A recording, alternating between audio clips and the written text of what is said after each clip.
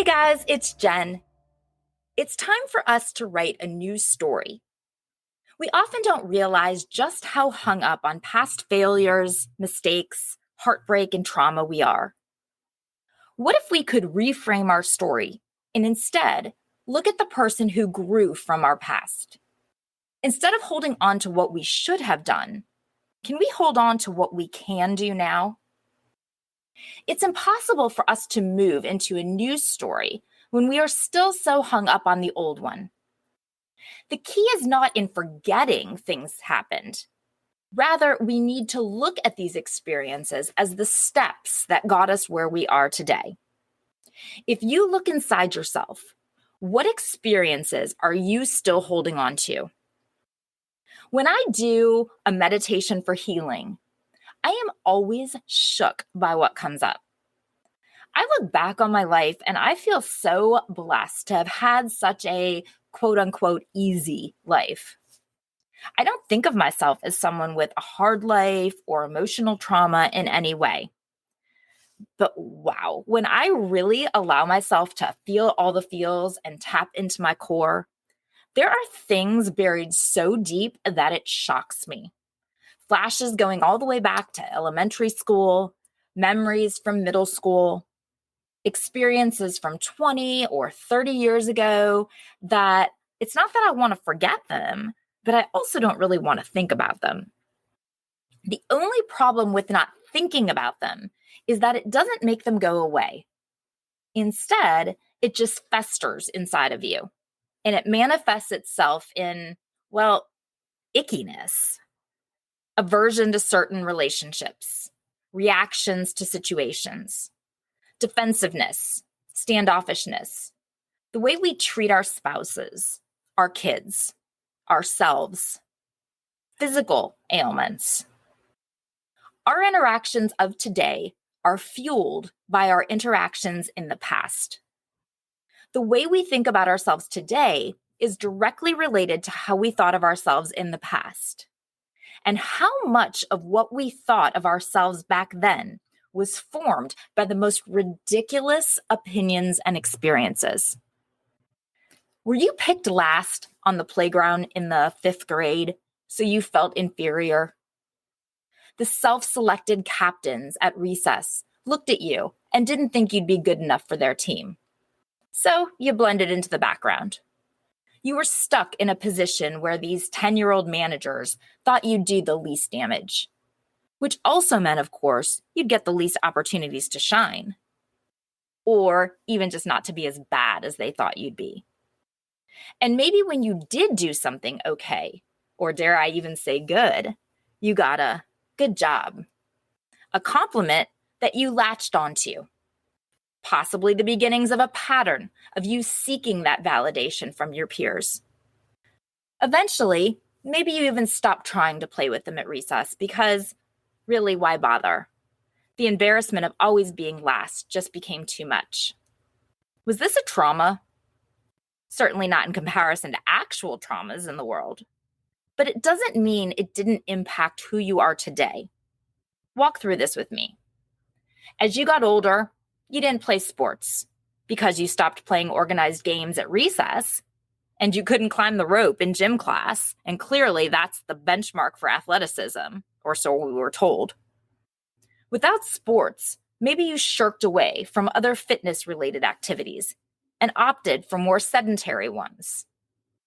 Or when left out of the team activities, you found yourself involved in more solitary ones. How does this play out in the long run? Does it impact your fitness level now as a 40-something? Your health, strength, and mobility? Possibly. Your social interaction and involvement? That wouldn't surprise me either.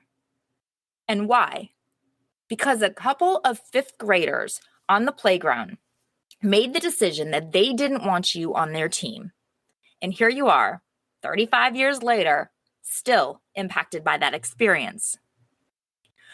Or in middle school, were you part of a group of friends until one day, a self-appointed queen bee decided, as they so often do, that you weren't? No reason, really. She just decided that they weren't going to be your friend anymore.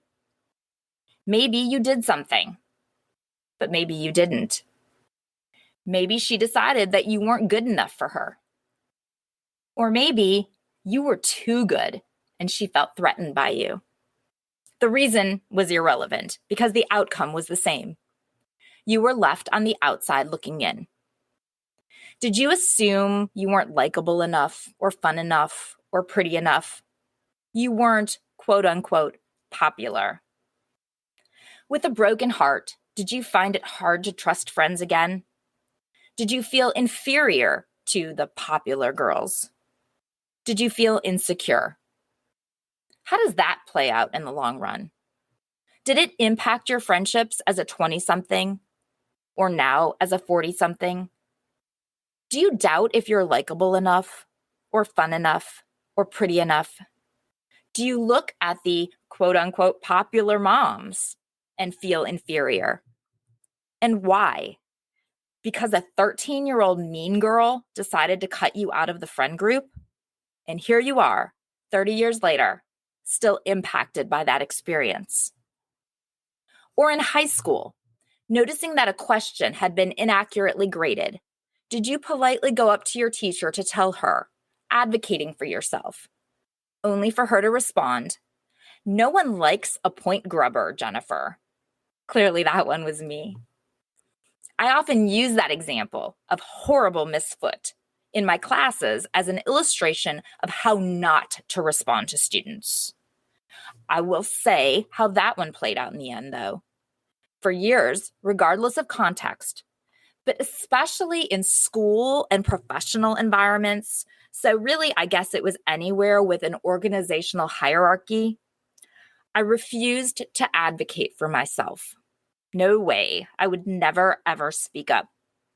And why? Because a bitter, angry woman was unable to admit that she made a mistake.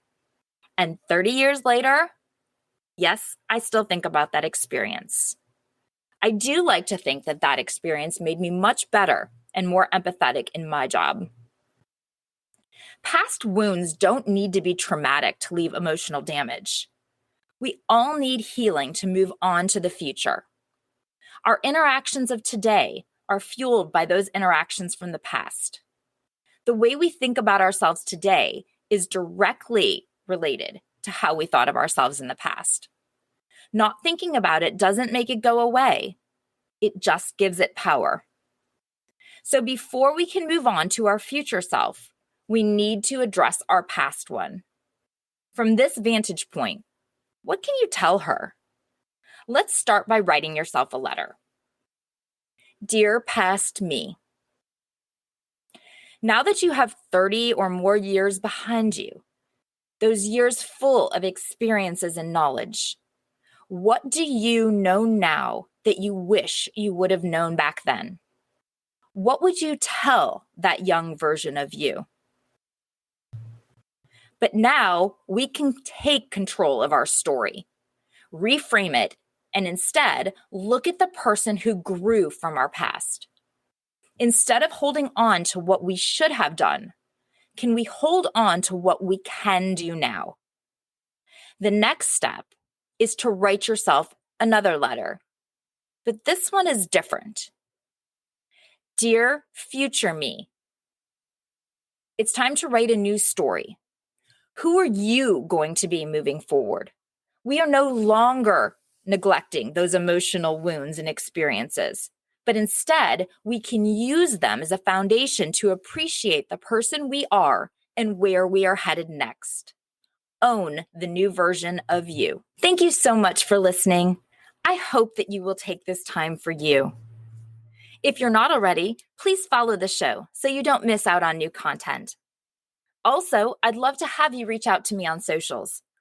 I'm on Facebook, follow Reframing Me, and join the Facebook group, Reframing Me, a podcast community, to connect with other women who are also raising teens and rediscovering themselves.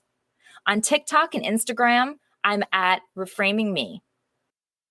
Or email me with questions or issues that you'd like me to cover in a later episode. Jen at reframing-me.com. I hope you enjoy the podcast enough to go in and review it, or share it with people who you might think would benefit from it. And if you're new to the community, welcome. Please go back and catch up on earlier episodes. Until next time, be well and communicate.